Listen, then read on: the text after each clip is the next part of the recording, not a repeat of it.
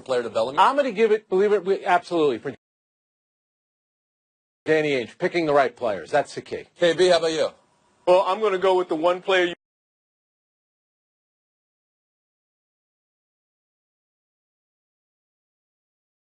Clutch statistics, he is the second most clutch player in the fourth quarter right now, I think behind one guy named LeBron James. Yeah. That's an awfully good step up for that guy, and he's making everybody around him, including the coach and that front office, look really good.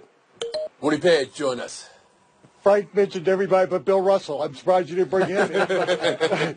Brad Stevens. But you got to talk about Brad Stevens and the job he did. But I'm going to single in on one player that I think has just made a difference for this team. Al Horford held that team together with all the injuries they've had, with all the problems. He was the guy that put himself on Embiid and basically shut him down the last 2-3 games of the series for the most part. I just think that the leadership that he provides, his background in the playoffs with a young team that he was with, give me Al Horford as the most valuable player in that series. And Bill Plaschke. I'm stunned it's not unanimous Brad Stevens. Woody said you have to mention him. You have to mention him first and only him. This is the first team in NBA history to win multiple playoff series without its leading scorer from the regular season. The first team in history to do this. He got Brown and Tatum are 21 and 20 years old. This is like a college team he's coaching out there, and he's doing this out of nothing. He's 4 players back from last year. The way he totally outcoached Brett Brown. Brad Stevens gets it. This is that shot against Butler that should have gone in. This is his shining moment right here. Okay.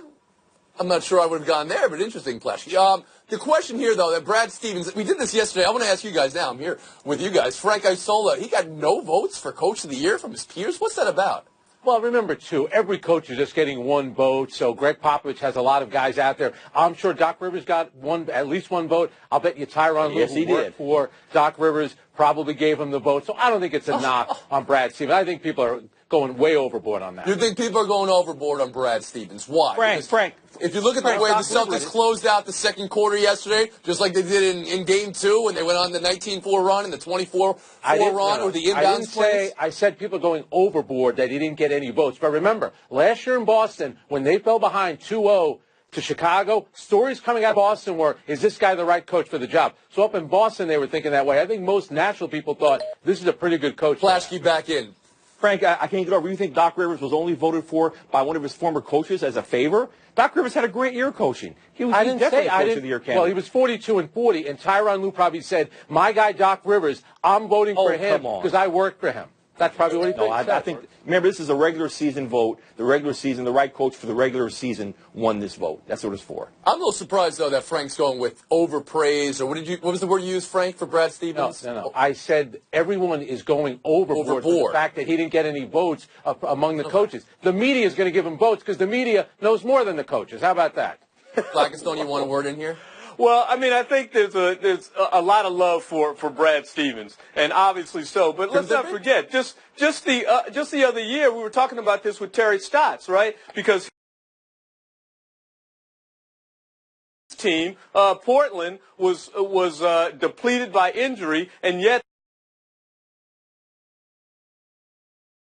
they were forging ahead and having great success. Everybody's like, this guy should be the coach of the year. So oftentimes, when people are missing key players and somehow they rally their troops to forge ahead, we all of a sudden think that they're the greatest thing since John Wooden. I understand that. It's not just that they're winning without key guys. It's the way that they're winning. It's those 24-4 runs. Right. You know, the other team is trying to win too, and you go to 24-4. Or the inbounds plays, which nobody... I mean, Philadelphia turned the ball over on inbounds plays about 137 times in that series. Meanwhile, the Celtics are winning games with it. Let's look forward before we get to the Sixers. I want to look forward, though, real quick. Vegas has the Celtics and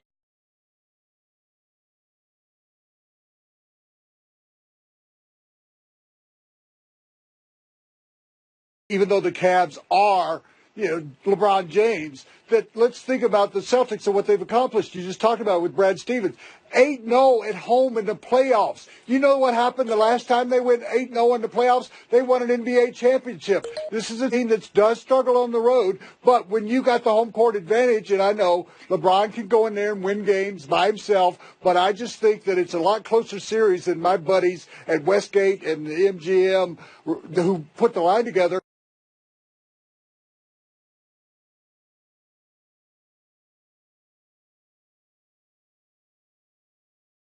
Toronto. They stop Carolina. They stop everybody around LeBron. Brad Stevens is smart enough to do that. Aaron Baines gets in there and muscles people around. I think Boston has a legitimate chance to win this series. Isola? Well, I would look at it this way. I'm fascinated by the fact that Cleveland is in a conference finals without Kyrie Irving, and Boston's in a conference finals without Kyrie Irving. But remember, LeBron James plays for Cleveland. That's the favorite. Try stopping him. Nobody else in the Eastern Conference has been able to do it since 2011. I'm not betting on Boston here, even though I'd like to see it. Blackstone. Exactly. And let's not forget, Cleveland was an underdog in their last series against the top-seeded Raptors, and they swept them off the court because LeBron James has the biggest broom that anybody in basketball has. And not only that,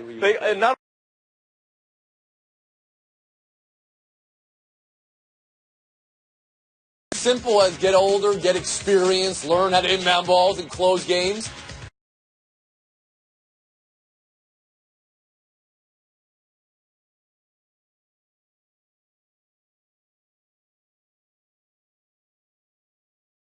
Jim and shoot. Joel Embiid needs to get stronger, and they need to bring a veteran in there. They've got a lot of draft picks. They have some cap space. They can trade Markelle Fultz. They can make the moves to bring a veteran in there or to attract a veteran to clear the cap space. Maybe a guy like Paul George. I hate to say it because I don't want him to not come to the Lakers, but this could be an attractive spot for him. He would work well with Simmons. They do need a veteran in that locker room. Woody Page? Well, I would think, and I'll go another direction, Bill, that Mark Gasol would be a really good, I think, veteran leadership, kind of Al Horford guy for them. So I would consider going that direction. They've got six draft picks, so they got a lot of room with $25 million possible in salary cap to add to that team rather than subtract. But the first thing I'm going to do is lock Simmons in a gym. You always ask us questions, Tony. Do you know how many points he had outside the paint in the entire series? I do not know the answer to that. Zero. Squadash, as you say. So you got to improve it. Okay, I'll allow it. Yeah. Magic Johnson learned how to shoot after his rookie year. Julius Erving, when he came in the league, couldn't shoot jump shots. He's got to be able to have a legitimate jump shot, or they know he's going to the rim or going to pass off. That's the most important. I think adding leadership and getting Simmons some sort of jump shot from 15 feet. Paul George says Splashke. Lock Simmons in a gym says Page. What do you say, KB? What do the Sixers have to focus on this summer? Well, I'm reminded of the late, great Al McGuire, the basketball coach, who said the best thing about freshmen is that they become sophomores. The best thing about the 76ers is that they're going to mature and not repeat these mistakes again. Joel Embiid needs to get in condition. That guy seemed to be untenable positions that was just inexcusable, and having them blow huge leads like that 22-point lead they had. Let's not forget, this is a team that won 20 of 21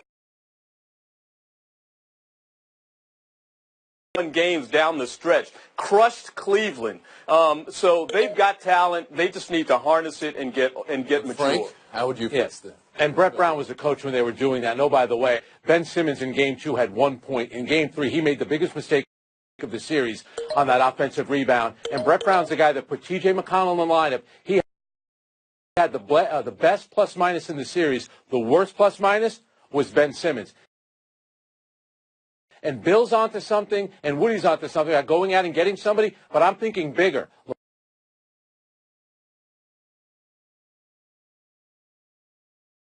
Nation here, Philadelphia, No, because go ahead. Kawhi's going to come to the Lakers. The Lakers are going to make the trade. They're going to get everybody. Anywhere. If he goes anywhere, he can go to the Lakers. But I think LeBron, the more I'm hearing is, why would LeBron want to leave Cleveland if they get to the finals? Why would he want to leave that now? I think that whole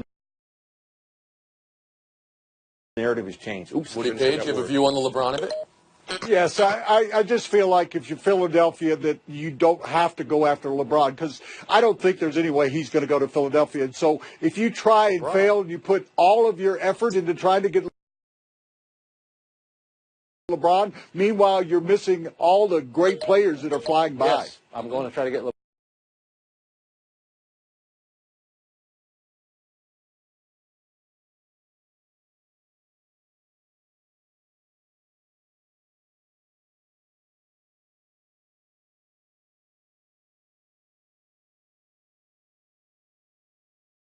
getting hammered. We're taking a break. Buy or sell on the other side. Yeah. Yankees 9, Red Sox 6 of New York. 17 wins in their last 18. 5 have come in the 8th inning or later. Alex Cora went to Craig Kimbrell for a 5-out save. Did not work. Cora playing a May game like an October game, Bill. Buy or sell that? Selling that. I love Alex Cora, but this was a rookie manager mistake. Kimbrell's never had a 5-out save in his career. He only had 3 4-out saves last year. That's showing panic to the team and putting unnecessary burden on a reliever who doesn't really need it. Woody Page. Bill, I totally disagree with you. This is a critical game. We talked about it earlier this week. They lost first place. They lost first place in the division. You got to go out to try and maintain your spot and show them that you're not afraid to actually throw him out there for a 5-out save. It just didn't work out. Yeah, B? Nay. I buy it. I think he was in a corner. I mean, Matt Barnes was struggling going into that inning. Carson Smith was already used, and his only other option was Joe Kelly. And he had said in the offseason that he was going to use Kimbrell in these types of situations up against the other team's best hitters, and that's what he did. He just burned him. Isola. Bill, you cracked me up. You know, this is Alex Cora's first managerial job. He's trying to set a tone with his team. You're on the road facing the Yankees. The game, we know it's May, but it's kind of a big game. He went for it. It backfired. Nothing wrong with that. Flashkey, you want a last word in there? Go ahead. Yes, 2 words. It's May. I know. If you want to see the bright side of it, the Yankees exposed the flaw the Red Sox have. Their bridge isn't as strong as it should be. And now the Red Sox know that in May and can get help by the end of the season. We'll move on. Buy or sell to Jerry Jones indicating there's a big arrow up for Ezekiel Elliott. Quote, I think I give him a big arrow up as to what his performance might be without overhang of the issue he faced last year. Would he buy or sell that? Yeah, well, it is May, so it's a bit early, according to some people. Oh, an hour. But I'm buying Jerry that if you see that last year, Zach, Elliott was having all those problems. We know what it's about, but he didn't know whether he was going to play. He didn't know whether he could practice. I don't blame Jerry for saying that. I think he's critical to Prescott's return to his form from rookie season. So I think it's going to be a big difference. He fell off 10 yards a game last year, and I think it was all mental. Gladstone.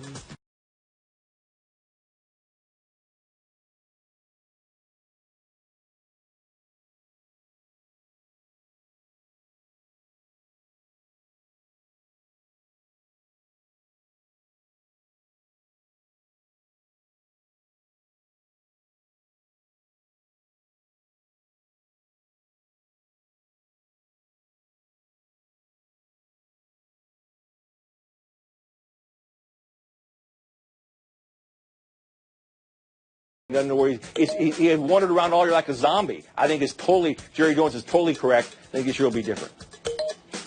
Buy or sell 3. Jets Predators, Game 7. You people who like home ice. Home team has lost 4 games this series. You people who like experience. 19 Predators have played in Game 7. 7 Jets. Winnipeg goalie Connor Hellebuck. I have yet to be scored in Game 7, so I like those odds. KB, what you buying? Well, I'm going to buy the Game 7 experience because the Jets don't have it. There are 45 games on the roster with Nashville in terms of their players who have played in Game 7. So with all being equal, that's the one thing that's not so equal. Isola? Home ice doesn't mean anything. Both Washington and Nashville went on the road to win a Game 6 that they had to win. I go with the Stars. Forsberg, Pekka Rinne, PK Subban. Stick with the Stars. That's what will come. Lasky? There's only one star batter here. That's Pekka Rinne. He's the best goalie during the regular season, coming off a shutout in Game 6. I'm going with that. Nashville. Woodrow? The Jets coach has coached in 2 7th games on the road, won both of them.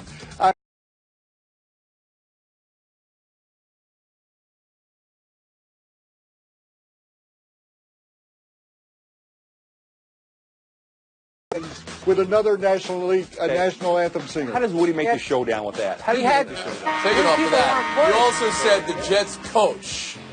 Can you name the Jets coach, Woody Page? Yeah, it sure is.